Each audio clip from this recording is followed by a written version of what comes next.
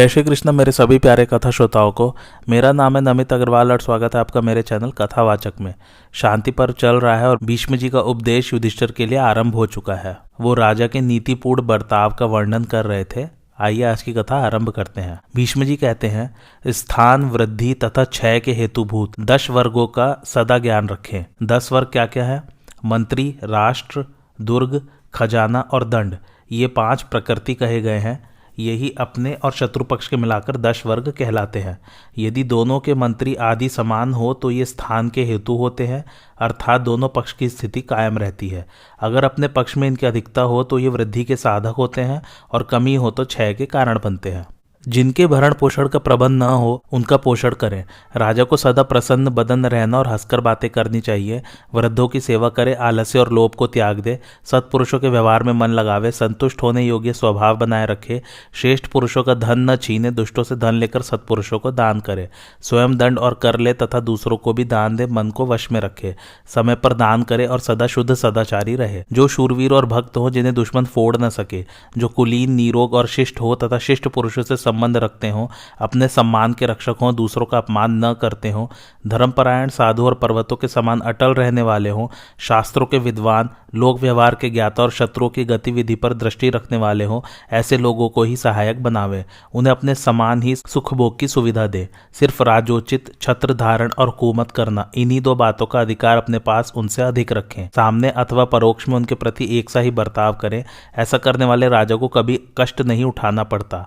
जो सब पर संदेह करता और सबके धन का अपहरण करता है, वह लोभी और कुटिल राजा एक दिन अपने ही लोगों के हाथ मारा जाता है। जो भूपाल बाहर भीतर से शुद्ध रहकर प्रजा के हृदय को अपनाने का प्रयत्न करता है, वह शत्रुओं का आक्रमण होने पर भी उनके वश में नहीं पड़ता। यदि कहीं परास्त हुआ तो भी पीछे उन्हीं प्रजाओं की सहायता से पूर्ववत अपना स्थान प्राप्त कर लेता है। जो क्रोध नहीं करता, किसी व्यसन में नहीं फंसता, हल्का कर लगाता और इंद्रियों पर काबू रखता है, वह सब लोगों का विश्वास पात्र बन जाता है। जो बुद्धिमान, त्यागी, शत्रुओं की कमजोरी समझने में प्रवीण, चारों वर्णों के न्याय अन्याय को जानने वाला, शीघ्र काम करने वाला, क्रोध को जीतने वाला, उदारचित, कोमल स्वभाव वाला, काम करने में संलग्न और आत्म प्रशंसा से दूर रहने वाला है, जिसके राज्य में मनुष्य निर्भय होकर विचरते हैं, वही राजाओं में सर्वश्रेष्ठ है।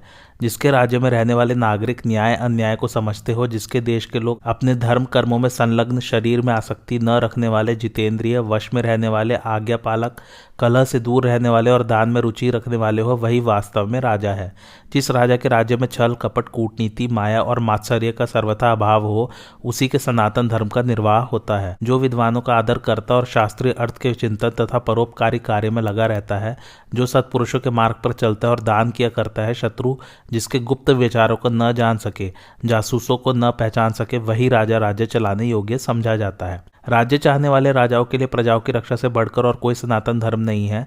मनु ने राजधर्म का वर्णन करते हुए 2 श्लोक कहे हैं, जिनका भाव इस प्रकार है। प्रत्येक मनुष्य को चाहिए कि वह उपदेश न देने वाले आचार्य, वेद मंत्र का उच्चारण न करने वाले ऋत्विज, रक्षा न करने वाले राजा, कटुवचन बोलने वाली स्त्री, गांव में रहने की इच्छा वाले ग्वाले और जंगल में रहना पसंद करने वाले नाई, इन 6 को त्याग दे। भीष्म जी बोले, युधिष्ठिर, यह प्रजापालन समस्त धर्मों का सार है।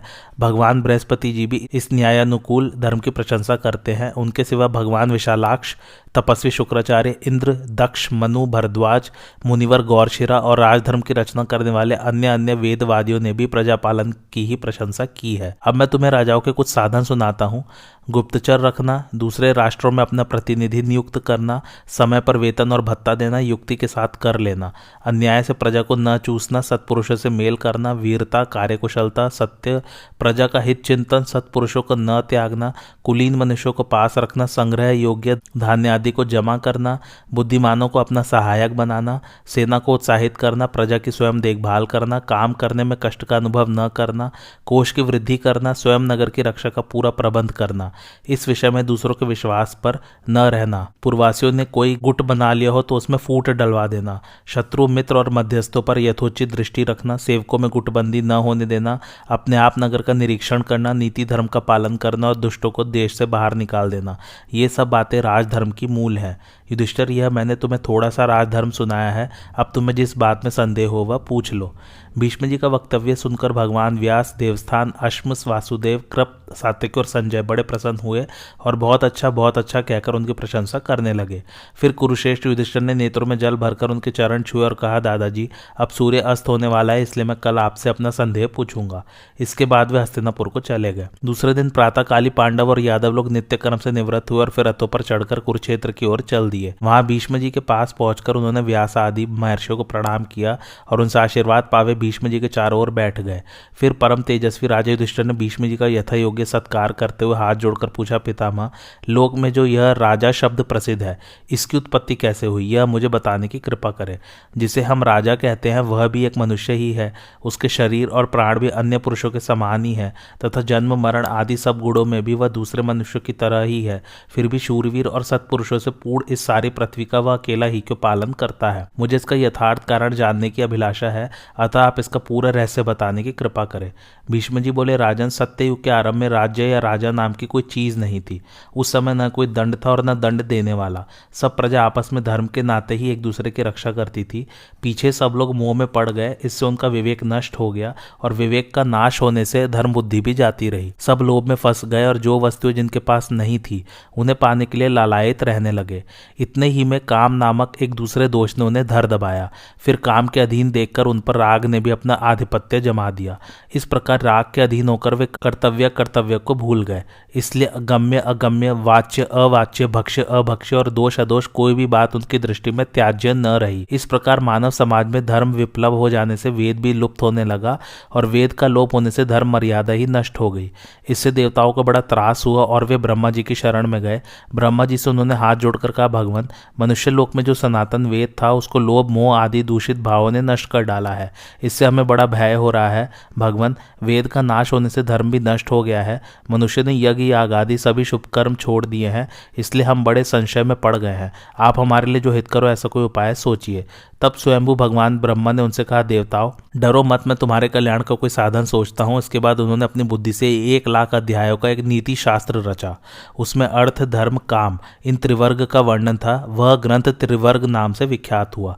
चौथा वर्ग मोक्ष है, उसके फल और गुण इनसे पृथक है। युधिष्ठिर, इस शास्त्र में साम, दान, दंड, भेद और उपेक्षा इन 5 उपायों का पूरा वर्णन है। भय, सत्कार और धन से की जाने वाली क्रमशः हीन, मध्यम और उत्तम संधियों का, चढ़ाई करने के 4 प्रकार के अवसरों का तथा अर्थ, धर्म और काम के विस्तार का भी इसमें अच्छी तरह निरूपण किया गया है। इसके सिवा इसमें प्रकट और गुप्त सेनाओं का भी विवेचन हुआ है। इनमें प्रकट सेना 8 प्रकार की है और गुप्त के अनेकों भेद हैं। रथ, हाथी, घोड़े, पैदल, बेगार में पड़े हुए लोग, नौका, दूत और युद्ध संबंधी आवश्यक बातों का उपदेश करने वाले, ये प्रकट सेना के 8 अंग हैं। यही नहीं, इसमें मार्ग के गुण, भूमि के गुण, रथ, हाथी, घुड़सवार और पैदल सेना को पुष्ट करने के अनोखो उपाय, तरह तरह की व्यू रचना, अनेकों प्रकार के युद्ध कौशल, युद्ध करने की और उससे निकल भागने की रीतियां तथा शस्त्रों की रक्षा के उपाय भी बताए गए हैं। दूत की शक्ति से होने वाली राष्ट्र की वृद्धि, शत्रु, मित्र और तटस्थों के विभाग, बलवानों के नाश और अवरोध, शासन संबंधी अनेकों सूक्ष्म कार्य, मल्ल क्रीड़ा और शस्त्र संचालन की विधियां, जिनके भरण पोषण का कोई प्रबंध न हो उनका पालन और उनकी देखरेख, सुपात्र को दान देना, व्यसनों से बचना, राजा के गुण, सेनापति के लक्षण, अर्थ, धर्म और काम के साधन तथा उनके गुण दोष, अपने आश्रितों की आजीविका का विचार, सबके प्रति संशक रहना, प्रमाद से बचना, जो वस्तु मिली न हो उसे पाना और प्राप्त वस्तु की वृद्धि करना, बढ़ी हुई वस्तु सुपात्रों को दान करना, धर्म के लिए धन लगाना तथा भोग और दुख निवृत्ति में भी धन का उपयोग करना, इन सब बातों का इस शास्त्र में वर्णन हुआ है। काम और क्रोध से होने वाले 10 उग्र व्यसनों का भी इसमें उल्लेख है। नीति शास्त्र के आचार्यों ने मृगया, द्युत, मद्यपान और स्त्री प्रसंग, ये 4 काम जनित तथा वाणी की कटुता, उग्रता, मारपीट, शरीर को कैद कर लेना, त्याग देना और आर्थिक हानि पहुंचाना, ये 6 क्रोध से होने वाले व्यसन बताए हैं। तरह तरह के यंत्र और उनकी क्रियाओं का, शत्रु के राष्ट्र को पीड़ित करने का तथा उसकी सेना पर चोट करने का और उसके निवास स्थानों को नष्ट करने का भी इस ग्रंथ में उल्लेख है। पुरानी इमारतों और वृक्षों को ध्वंस करना, खेती बारीकी की विधि, सेना की सामग्री, कवच धारण और कवच आदि बनाने की विधि, ये सब बातें इस शास्त्र में बताई गई हैं। ढोल, नगाड़े, शंख और दुंदुभी आदि रणवाद्यों को बजाना, मणि, पशु, पृथ्वी, वस्त्र, दास दासी और सुवर्ण, इन 6 पदार्थों को प्राप्त करना तथा शत्रुओं की इन 6 चीजों का नाश करना, नए जीते हुए प्रांत में शांति स्थापित करना, सत्पुरुषों का सत्कार, विद्वानों के साथ मेलजोल बढ़ाना, दान और होम की विधि, भोजन की व्यवस्था, सर्वदा आस्तिक बुद्धि रखना, अकेले होने पर भी उठने बैठने की रीति, सत्यता, मधुर भाषण तथा उत्सव और समाज आदि के अवसर पर होने वाली घरेलू बातें, इन सभी का इस शास्त्र में निरूपण हुआ है। देश, जाति और कुल के धर्म, अर्थ, काम, मोक्ष, इन चारों पदार्थों के लक्षण और इन्हें प्राप्त करने के उपाय तथा जिन साधनों से मनुष्य का आर्य धर्म से पतन न हो, उन सभी का इसमें वर्णन है। इस नीति शास्त्र की रचना हो जाने पर ब्रह्मा जी को बड़ा हर्ष हुआ। तब सबसे पहले भगवान शंकर ने उस नीति शास्त्र को ग्रहण किया। उन्होंने जीवों की आयु घटती देख उस शास्त्र को संक्षिप्त किया। यह ग्रंथ वैशालाक्ष कहलाया। इसे इंद्र ने ग्रहण किया। इसमें कुल 10,000 अध्याय थे। फिर भगवान इंद्र ने भी इसे संक्षिप्त किया और इसमें केवल 5,000 अध्याय रह गए। तब यह ग्रंथ बाहुदंतक कहलाया। इसके बाद बृहस्पति जी ने इसे 3 सहस्त्र अध्यायों में संकुचित कर दिया। यह ग्रंथ बृहस्पति नाम से प्रसिद्ध हुआ। फिर योगाचार्य शुक्र जी ने इसे संक्षिप्त करके 1,000 अध्यायों में रचा। इस प्रकार महर्षियों ने मनुष्य की आयु का ह्रास होते देखकर लोकहित की दृष्टि से शास्त्र को बहुत संक्षिप्त कर दिया। इस नीति शास्त्र की रचना के बाद मृत्यु की मानसी पुत्री सुनीता से राजा अंग के द्वारा वेन का जन्म हुआ। वह राग द्वेष के अधीन होकर प्रजा में अधर्म का प्रचार करने लगा। यह देखकर वेदवादी मुनिजनों ने उसे अभिमंत्रित कुशाओं से मार डाला। फिर देश में अराजकता फैली देखकर उन्होंने वेन के दाहिने हाथ का मंथन किया। उससे एक इंद्र के समान रूपवान पुरुष प्रकट हुआ। उसके शरीर पर कवच सुशोभित था, कमर में तलवार लटक रही थी तथा कंधे पर धनुष बाण थे। वह वेद वेदांगों का ज्ञाता और धनुर्विद्या में पारंगत था। उस वेन पुत्र ने हाथ जोड़कर ऋषियों से कहा, मुनिगण, मुझे धर्म और अर्थ का निर्णय करने वाली सूक्ष्म बुद्धि प्राप्त है। इसके द्वारा मुझे क्या करना चाहिए, यह ठीक ठीक बताइए। देवता और महर्षियों ने कहा, जिस कार्य में तुम्हें धर्म की स्थिति जान पड़े उसी को निशंक होकर करो। प्रिय अप्रिय की परवाह न करके सब जीवों के प्रति समान भाव रखो। काम, क्रोध, लोभ और मान को दूर से ही नमस्कार कर दो। सर्वदा धर्म पर दृष्टि रखो और जो मनुष्य धर्म से विचलित होता दिखाई दे उसका अपने बाहुबल से दमन करो। वेन पुत्र ने कहा, महानुभावो, ब्राह्मण तो मेरे लिए सर्वदा वंदनीय है, उन्हें मैं दंड न दे सकूंगा। मुनियों ने कहा, ठीक है। अब वेद निधि भगवान शुक्राचार्य उसके पुरोहित बने और बाल खिल्लियों ने मंत्री का कार्य संभाला। यह वेनपुत्र पृथु विष्णु भगवान से 8वीं पीढ़ी पर था। सुनते हैं, पृथु के समय पृथ्वी बहुत ऊंची नीची थी। उन्होंने ही पत्थर डलवाकर इसे समतल किया है। कहते हैं भगवान विष्णु, इंद्र, देवगण, प्रजापति, ऋषि और ब्राह्मण इन सब ने मिलकर पृथु का अभिषेक किया था। स्वयं पृथ्वी देवी भी रत्नों की भेंट लेकर उनकी सेवा में उपस्थित हुई थी। समुद्र, हिमालय और इंद्र ने उन्हें अक्षय धन दिया था तथा यक्ष और राक्षसों के स्वामी भगवान कुबेर ने भी बहुत धनराशि भेंट की थी। युधिष्ठिर, राजा पृथु के संकल्प करते ही करोड़ों हाथी, रथ, घोड़े और पैदल प्रकट हो गए। उनके राज्य में बुढ़ापा, दुष्काल, आदि व्याधि तथा सर्प, चोर या आपस में एक दूसरे से किसी प्रकार का भय नहीं था। जिस समय वे समुद्र में होकर चलते थे उसका जल स्थिर हो जाता था तथा पर्वत उन्हें रास्ता दे देते थे। उन्होंने इस पृथ्वी से 17 प्रकार के धान्य दुहे थे। महात्मा पृथु ने इस लोक में धर्म की वृद्धि की थी और सारी प्रजा का रंजन किया था, इसलिए वह राजा नाम से विख्यात हुआ।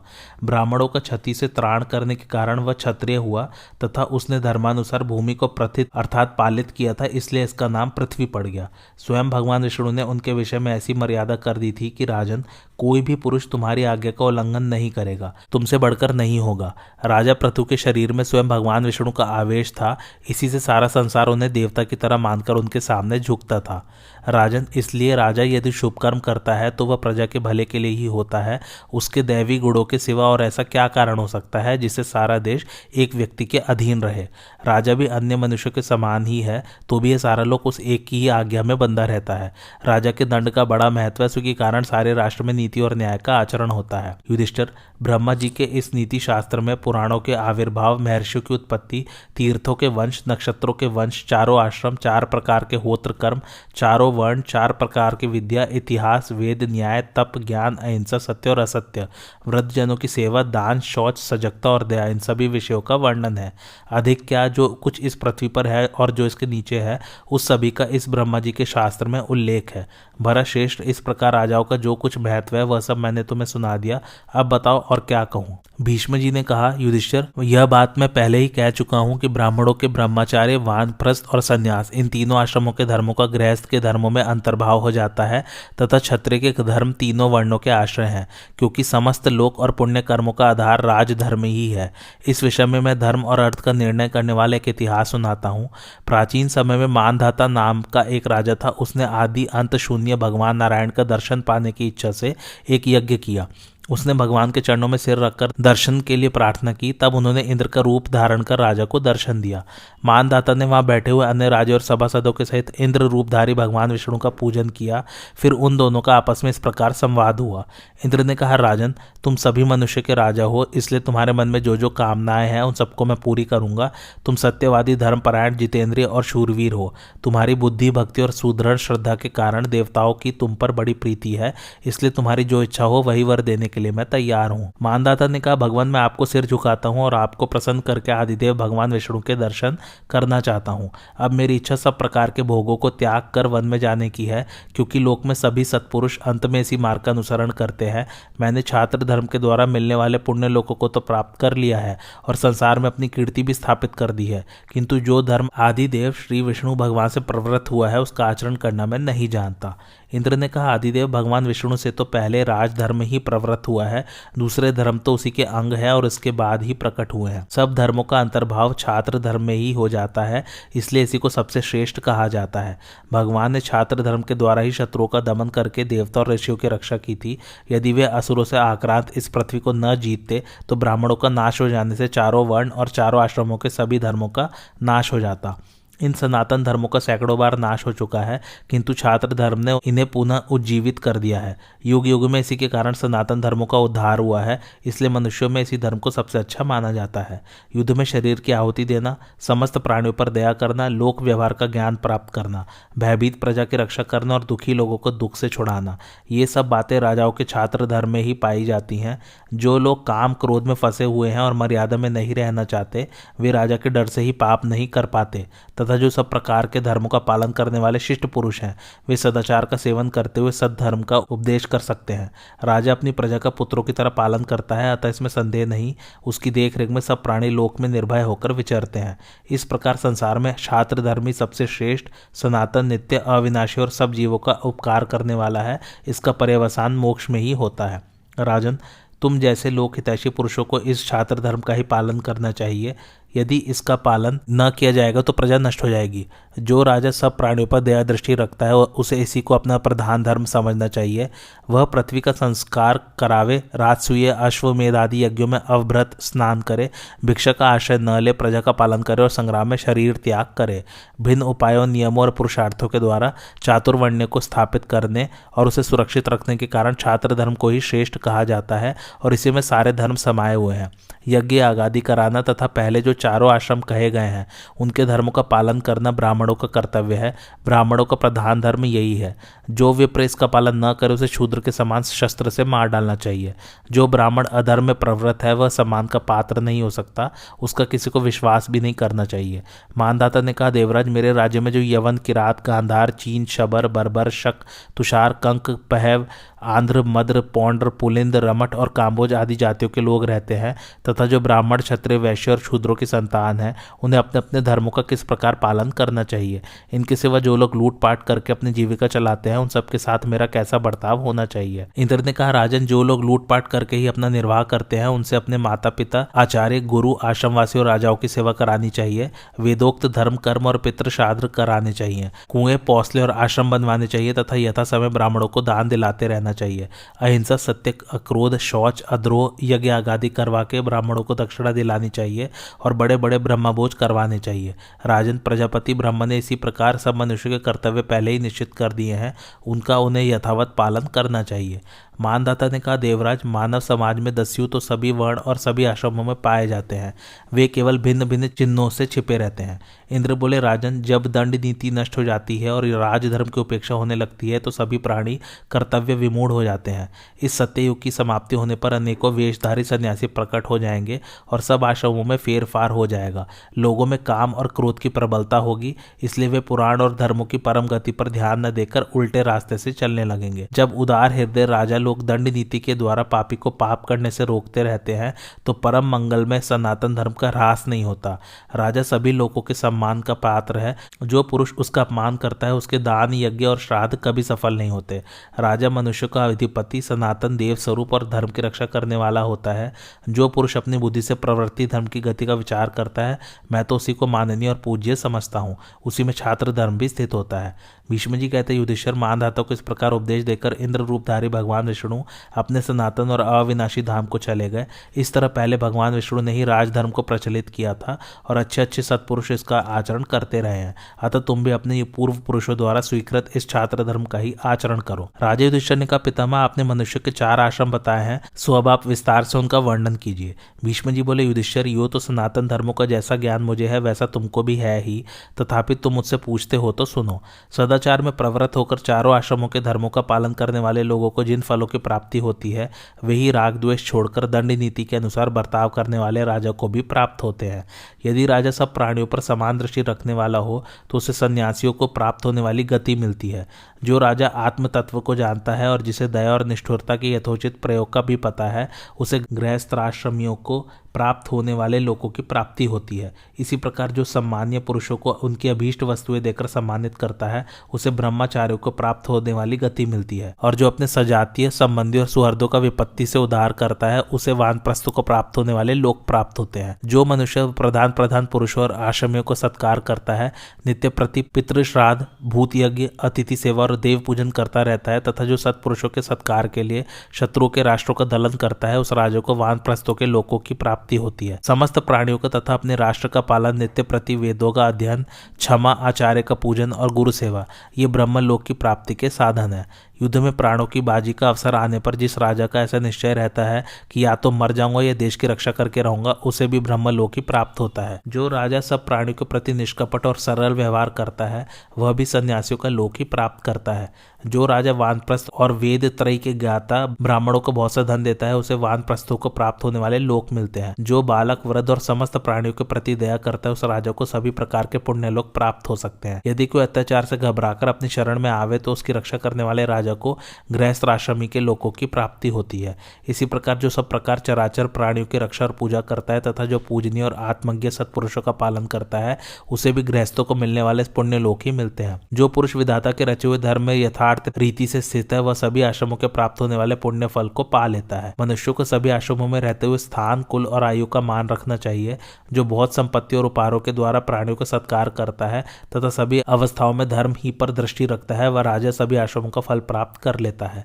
जिस राजा के राज्य में सुरक्षित रहकर धर्म कुशल पुरुष अपने धर्म का आचरण करते हैं, उसे उनके पुण्य का अंश प्राप्त होता है। जो राजा धर्मनिष्ठ पुरुषों की रक्षा नहीं करते, उन्हें उन पुरुषों के पाप का ही भागी होना पड़ता है। जो लोग धार्मिक पुरुषों की रक्षा करने में राजा की सहायता करते हैं, उन्हें दूसरों के धर्म का अंश मिलता है। युधिष्ठिर, यह बात सर्वथा स्पष्ट है कि हम लोग जिसमें स्थित है वह गृहस्थ आश्रम अन्य सभी आश्रमों से श्रेष्ठ है। जो पुरुष दंड और क्रोध को त्याग कर समस्त प्राणियों को अपने ही समाज समझता है, वह इस लोक में और मरने के बाद परलोक में सुख पाता है। जब जीव के हृदय में संसार के किसी भी भोग के प्रति आसक्ति नहीं रहती, तो वह सत्व में स्थित हो जाता है और उसी समय उसे पर ब्रह्म की प्राप्ति हो जाती है। राजन, तुम वेदाध्ययन में लगे हुए सत्कर्म परायण ब्राह्मणों की तथा अन्य सब लोगों की रक्षा का प्रयत्न करो। देखो, वन में और विभिन्न आश्रमों में रहकर लोग जितना धर्म करते हैं, उनकी रक्षा करने से राजा को उससे 100 गुना पुण्य होता है। मैंने तुम्हें यह कई प्रकार का राजधर्म सुनाया है। यह अत्यंत प्राचीन और सनातन है। तुम इसी का अनुष्ठान करो।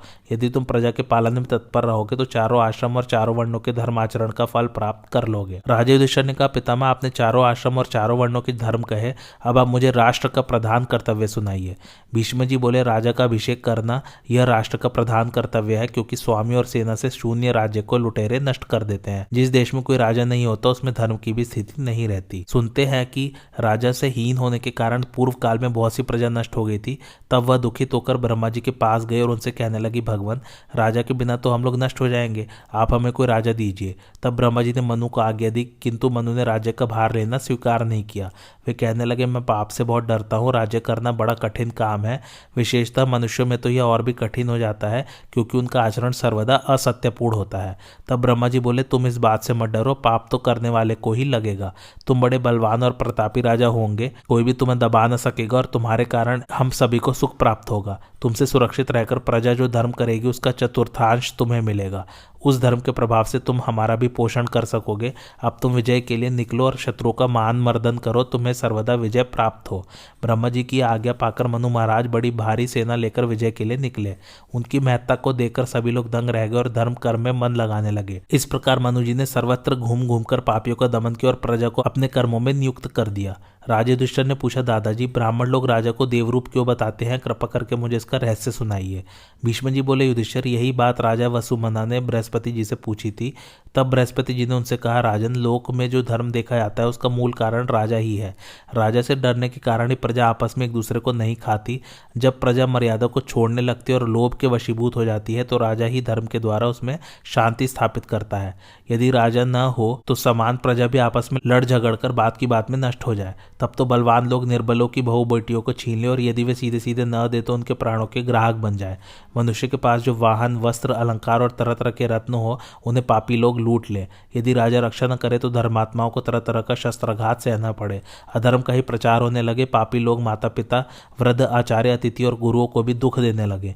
धनवानों को मौत और बंधन का क्लेश भोगना पड़े। कोई भी मनुष्य किसी वस्तु पर अपना स्वत्व न मान सके।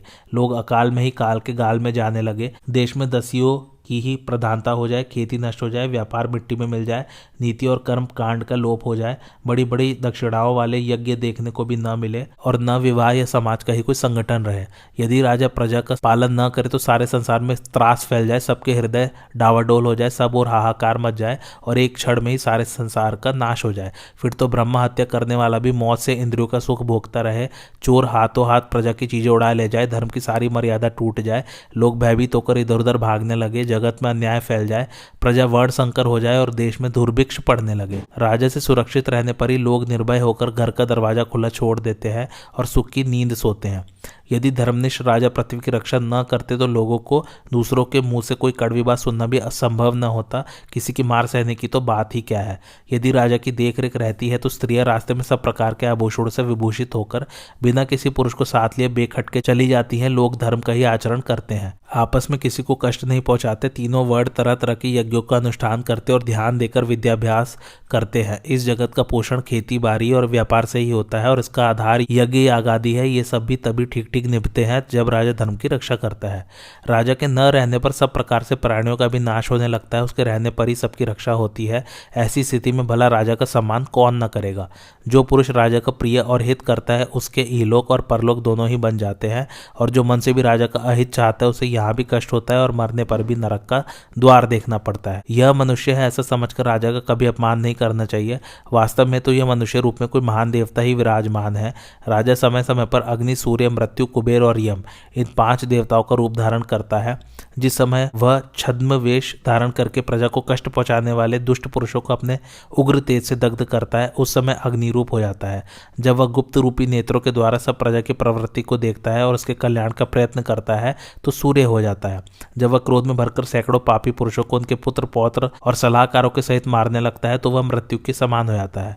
जब कठोर दंड देकर अधर्मियों का दमन करता है और धर्मात्माओं के प्रति दया भाव प्रदर्शित करता है उस समय साक्षात यमराज ही जान पड़ता है। और जिस समय वह उपकारियों का धन और स्त्री आदि देकर संतुष्ट करता है तथा अपकार करने वालों के तरह तरह के रत्न छीनने लगता है तो स्वयं कुबेर के समान जान पड़ता है। बृहस्पति जी के इस प्रकार उपदेश देने पर कौशलराज वसुमना प्रयत्न पूर्वक अपनी प्रजा का पालन करने लगे। राजा युधिष्ठिर ने पूछा, पितामह, किस प्रकार का आचरण करने से राजा इस लोक और परलोक में सुख देने वाले पदार्थों को सरलता से प्राप्त कर सकता है?